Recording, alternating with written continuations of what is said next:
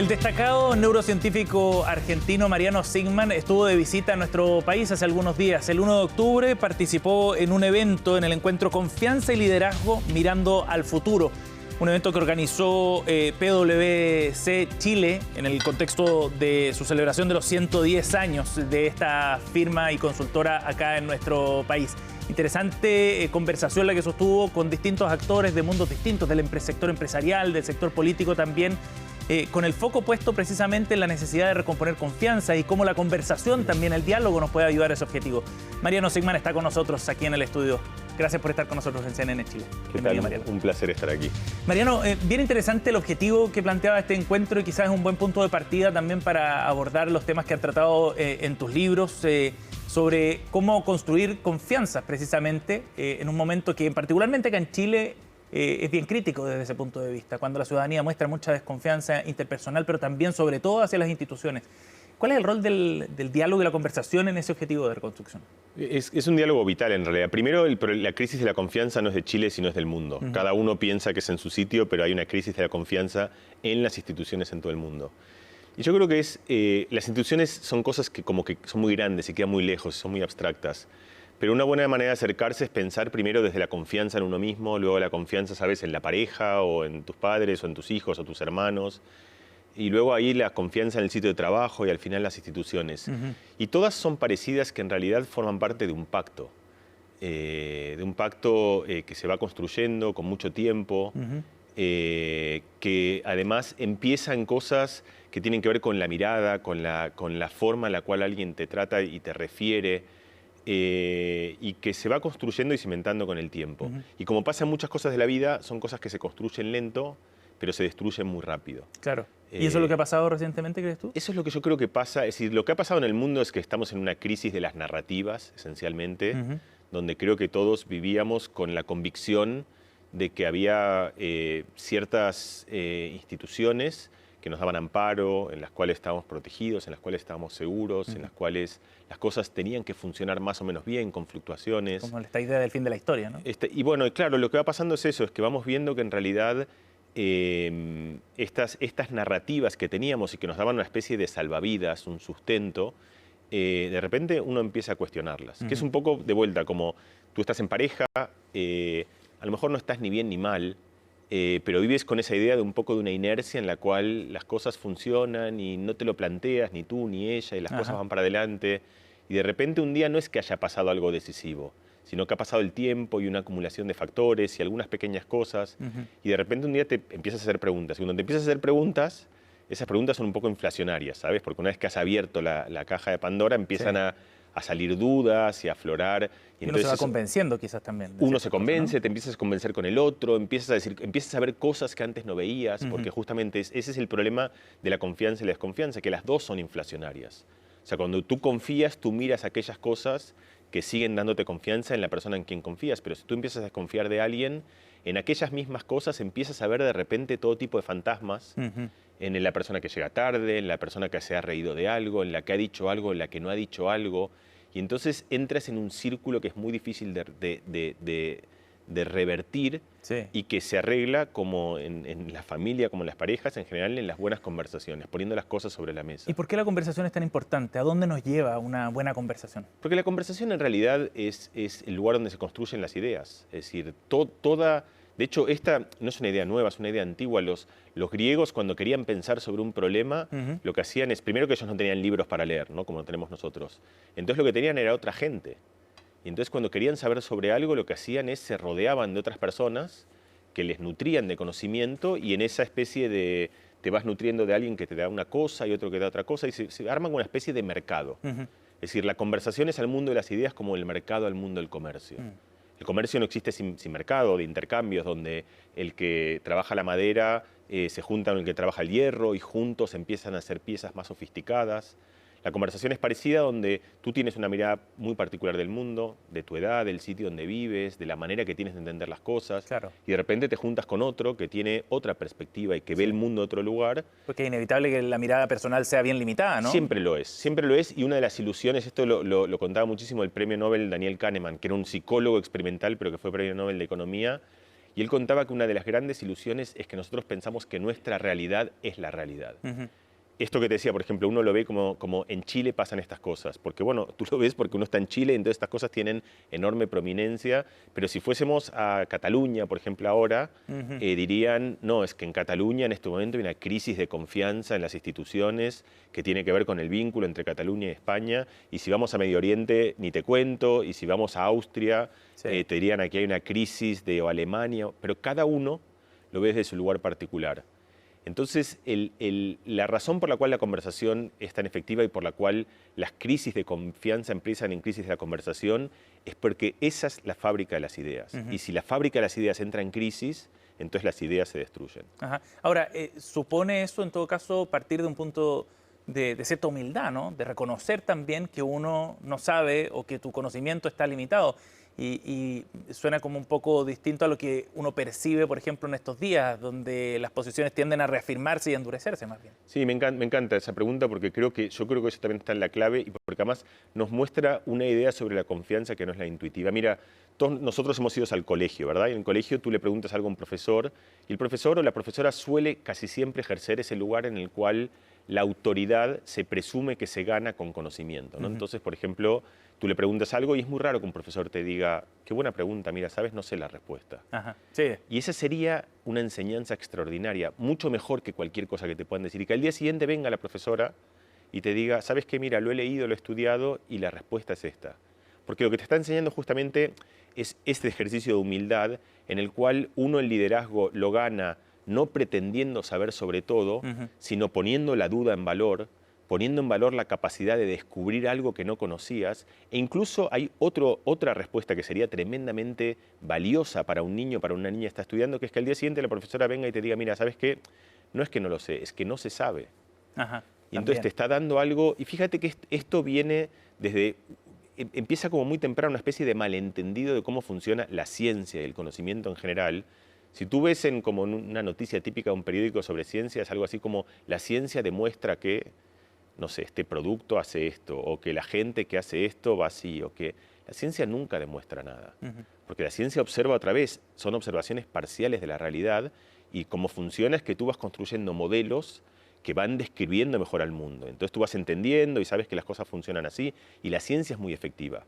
Pero la ciencia se construye esencialmente sobre un principio de duda, de que el universo es vasto y que tú apenas lo conoces, y que lo vas haciendo es a través de microscopios y telescopios y observaciones y entrevistas y pensamientos y filosofías, vas acercándote cada vez a una realidad que describe un poco mejor el mundo. Pero uno pensaría que la ciencia nos puede dar ciertas certezas también, ¿no? Sí, es casi al revés. Lo que hace la ciencia es quitarnos incertidumbre. Pero y te las da. Los aviones vuelan, cuando vas a un hospital, idealmente las cosas funcionan. Cuando construyes un edificio, el edificio no se cae. Cada una de estas cosas es porque la ciencia ha encontrado la teoría de materiales, la teoría de sustentación de un vuelo, o nuestro conocimiento de la biología molecular. Es decir, nosotros vamos ganando conocimiento sobre las cosas que nos permite resolver algo que es una búsqueda ancestral de la humanidad, que es tratar de entender el mundo en el cual vivimos y a nosotros mismos. Es decir, un niño o una niña pequeñita cuando nacen, lo que intentan hacer es entender su entorno, entender por qué algo les duele cuando les duele, por qué una persona se ríe cuando... Es decir, tratan de entenderse a sí mismos, tratan de entender a los otros, tratan de entender el mundo, y ese ejercicio cognitivo que empieza en una creencia, que es una creencia muy valiosa, que es decir, yo tengo un enorme desconocimiento sobre algo que es muy vasto y algo que está lleno de matices y de sutilezas y de reglas, pero también de excepciones, y dentro de eso voy encontrando. ¿Pero por qué te digo lo de la ciencia? Porque, por ejemplo, para dar un ejemplo, quizá el más emblemático de la ciencia, la gravedad de Newton, ¿no? O sea, las cosas caen. Eso ha sido así desde que nosotros registramos y desde que observamos. Nunca ha pasado que tú sueltas algo y eso en vez de caer sube. Entonces tenemos una teoría, que es la teoría de la gravitación, que Newton la formalizó hace 400 años. Bueno, esa teoría resulta que tiene excepciones, pero no tiene excepciones es decir, que está mal, quiero decir, la teoría. Y cuando digo que está mal, lo digo entre comillas, porque no es que las cosas tú las sueltas y suben. Pero Einstein, 300 o 400 años después, hace, no sé, en 1900, a principios del siglo XX, descubrió que cuando los cuerpos van muy rápido, a una velocidad que nosotros en la época de Newton ni siquiera podíamos imaginar, cerca de la velocidad de la luz, empiezan a comportarse de una manera que es de lo más exótica. Entonces, si una partícula ya hace estas cosas tan raras, imagínate una persona. O sea, nosotros entonces, encontramos reglas y esas reglas son necesarias porque nos permiten navegar en lo desconocido, Ajá.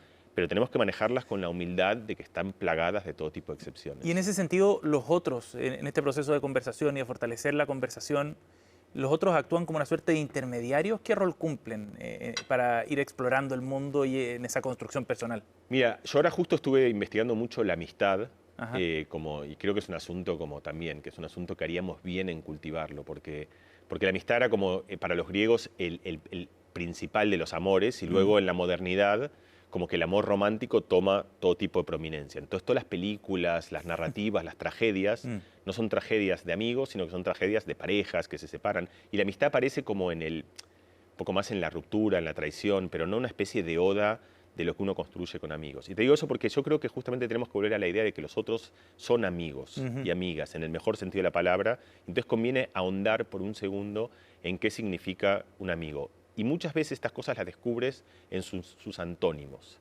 Es decir, ¿qué no es un amigo? Y bueno, tú dices, bueno, el contrario de un amigo es muy simple, es un enemigo. Es casi, claro. Pero en realidad hay una idea que viene en todos los teóricos de la amistad, desde los griegos, Cicerón hasta C.S. Lewis, todos esos, que es que casi que el contrario del amigo es el adulador. O sea, es la persona que ocupa ese lugar en el cual todo el tiempo te dice, mira, qué bueno lo que has hecho, qué fantástico. ¿Y por qué está buena? Porque empezamos esta conversación en la crisis política, de la confianza. Sí. ¿Dónde empieza eso? Empieza de gente que obnubilada en cierto poder y en un deseo de sentirse infalibles y poderosos, lo que empiezan a hacer es rodearse cada vez más de gente que ocupa ese lugar en lo único que hacen es como inflarles la confianza. Entonces, cada cosa que hacen dice, está fenómeno, está perfecto, está muy bien. ¿Y eso lo ves, por ejemplo, también en las relaciones familiares? Eso es por eso, ahora, crianza, eso está en todos lados. Y entonces, ¿por qué? Porque hemos perdido la costumbre de disfrutar de alguien que no te señale tus virtudes, sino tus errores, que ese es el verdadero amigo. Cuando uno recuerda quiénes son los amigos que realmente nos han salvado, son aquellos que cuando patinábamos tuvieron la valentía de decirnos, mira, cambia rumbo, o sea, y te lo digo porque te quiero. Porque si yo te digo, sigue recto cuando veo que te estás estrellando, es que quizás no estoy honrando nuestra amistad. Entonces, por eso transpiro esta idea de la persona que te tiene tanto cariño, que está dispuesta incluso a sacrificar tu vínculo, incluso. Es decir, es una persona que está dispuesta a inmolarse para cuidarte. Porque genera una atención ahí. Por generar atención, porque es mucho más cómodo que yo te diga, mira, sí, ¿sabes qué? Fenómeno, la verdad que es increíble todo lo que estás haciendo, qué bueno, qué bonito. Pero aquí de repente tienes una idea que es una persona que tiene esa valentía. Y estas cosas, como siempre, en los vínculos van de a dos. Y por eso te digo, esto va desde el presidente de un país hasta un padre y un hijo, hasta una madre y una hermana, es decir, en todos los vínculos, que es, por un lado, atreverse a darte este regalo, decirte, mira, desde mi lado yo las cosas las veo así, y puede ser que me equivoque, pero creo que te estás equivocando, y abramos esta conversación. Y desde el otro lugar, esta es la clave, a no enfadarse tanto con eso, justamente, a buscar y a apreciar. A mí me gusta esta idea, si alguna vez alguien ha tenido la suerte de ir a un restaurante de estos, sabes, como súper, que te dan estos platos rarísimos, de fama mundial, pero además en los cuales justamente se toma riesgo en la comida y que te ponen algo que no es en su formato tradicional, te mezclan dos cosas que no suelen mezclarse. Uno va justamente con una disposición de disfrutar eso. Tú no vas a enfadarte porque te han puesto dos cosas que no se mezclan, sino a decir, vamos a ver qué tal. Y a veces no funciona, pero lo intentas. Lo mismo deberíamos hacer con las conversaciones. Ir como uno va a ese restaurante, como decir, bueno, que me digan cosas que me provoquen. Porque eso es lo más valioso, que me digan cosas que me parezcan realmente mal y que me cueste entender por qué la otra persona piensa lo que pienso. Pero en vez de escupirlo eso directamente, o de rechazarlo, o de bajarle la ventana y la persiana, bienvenirlo. Esto no quiere decir aceptarlo, puede no gustarte, claro, pero quiere decir mirarlo con la curiosidad genuina de ¿qué hago con esto que de repente me interpela tanto? Y eso tanto? va a abrir varios caminos después, ¿no? Por lo menos te va a hacer pensar. Mariano, ahora estamos en un mundo hipertecnologizado, donde pareciera que estamos mucho más conectados y aún así hay un problema con la conversación, con el diálogo. Sin embargo, tenemos acceso a información como nunca antes, estamos conectados como nunca antes también con nuestros cercanos, pero también con desconocidos. ¿Qué rol está jugando la tecnología en todo ese proceso de conversación? Sí, muchos, no es uno, sino muchos. Y ahí tú has esbozado varias las ideas. Primero, algo que todos conocemos, que es la sobreoferta de información y de elección. Hay una cosa muy bonita en teoría de decisiones que se llama la maldición de la elección. En inglés es the curse of choice. Que uno diría, bueno, en general cuantas más elecciones tengo mejor, porque justamente yo tengo la capacidad, tengo más ofertas y puedo encontrar mejor lo que quiero. Pero como nuestro cerebro es muy malo contemplando muchas opciones, cuando tenemos demasiadas, lo que hace es se focaliza en 2 o 3 nada más y no puede ver las demás. Y entonces cuando tienes muchas opciones eso se vuelve abrumador y al final terminas eligiendo muy mal. Este es el ejemplo que mucha gente reconoce si tú vas a un restaurante también y tienes un menú con 78 platos. Primero dices, qué bueno, o sea, puedo elegir todo, pero luego te das cuenta que en realidad te abruma y simplemente colapsas porque no puedes elegir. Y entonces muchas veces uno prefiere que te digan, mira, el oficio en un buen restaurante es de darme 3 o 4 o 5 buenos platos y que yo en esa opción razonable elija. Segundo ejemplo parecido es cuando la gente va a un buffet de un hotel que el primer día es encantador porque tienes un montón de opciones, pero luego te das cuenta justamente que te atascas de comida, que comes cosas que no querrías comer, que de repente empiezas a hacer cosas que van contra aquello que te permite estar sano, contra aquello... Y algo parecido pasa con la información. Primero que uno no puede elegir y segundo que uno se atasca. Es decir, es como una especie de tenedor libre de información en la cual uno quiere consumirla y se da cuenta que uno consume cosas que en realidad no querría consumir. Termina intoxicado, ¿verdad? Y terminas intoxicado, eso es lo que nos pasa a casi todos. Sí. Lo que nos pasa a casi todos es que... ¿Por qué? Porque nosotros a veces tenemos... Mira, hay una cosa que también yo creo que es importante, que es que... hay una idea, que es una idea que viene de la evolución, que es que nuestro cerebro tiene ciertas predisposiciones que vienen de un mundo que no es el mundo actual. El ejemplo más claro, vuelvo otra vez porque es el del apetito. Cómo funciona el sistema de saciación, me pasó algo que creo que le habrá pasado mucho a la gente que nos está viendo y escuchando, que es que cuando iba a la casa de mi abuela, que todos recordamos ese momento en el que íbamos a la casa de nuestras abuelas, yo comía y comía y comía también. Sí. Y dejaba de comer no cuando ya no tenía hambre, el límite era el dolor. O sea, dejaba de comer cuando, si comía algo más, sentía que moría. Ese era el punto en el que dejaba de comer. Y yo me acuerdo que pensaba, ¿pero por qué no dejé antes?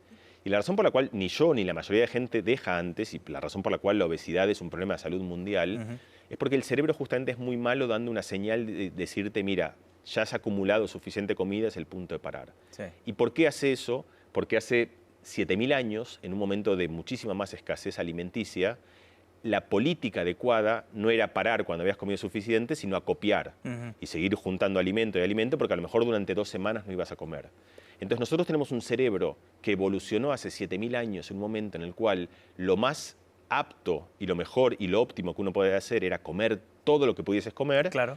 Pero que en un mundo actual en el cual tú hables una alacena y tienes 800 millones de calorías y de ofertas, ese sistema resuena y produce obesidad. Sí. Algo parecido pasa con la información. Nosotros también estamos muy predispuestos para detectar el peligro. Porque hace 7.000 años, si tú no veías a un tigre que te estaba mirando, se acabó el juego. Entonces, por eso tenemos un sistema que produce alertas rapidísimas para presuntas amenazas. Pero cuando tú sales de esa selva y estás en una situación en la cual ya no hay tigres que te están comiendo todo el tiempo, ni tu cerebro no lo sabe, porque es el mismo cerebro que ha evolucionado para buscar, y entonces lo que busca, y es parte de razones conspirativas, es amenazas permanentes donde pueden estar. Y eso es cuando uno pregunta, bueno, ¿por qué hay una crisis de ansiedad hoy en el mundo, o una crisis de estrés, o una crisis... Tiene que ver con algo parecido, que es, por eso la analogía, que es una especie de crisis de obesidad, pero en este caso no en el sistema de alimentos, sino en el sistema de preocupación y de información. Ahora, volviendo a la idea de la conversación, el vínculo que hay entre información y conversación, tú en tu libro El Poder de las Palabras, de la editorial Debate, tú planteabas que se deben generar ciertas condiciones para la conversación también. ¿La tecnología aporta a generar esas condiciones entonces? No solo no aporta, sino que en general genera condiciones pésimas para la conversación. Hay una cosa que es muy triste y muy idiosincrática, que es que en el momento hoy en el que la gente está más conectada, también es el momento en el cual la gente está más sola. Y yo quiero aclarar esto, porque cuando yo hablo del riesgo de la soledad, que es algo muy medido como factor de riesgo en la salud, o sea, la soledad no solo te da una vida triste, sino que te da una vida enferma, es decir, la gente está sola. Mucha gente dice, no, pero es muy importante, ¿sabes?, aprender a estar solo, como en la canción de Miley Cyrus, ¿sabes? O sea, que ella es un tema que además es un tema muy recurrente y muy bonito, la idea de aprendo a estar solo.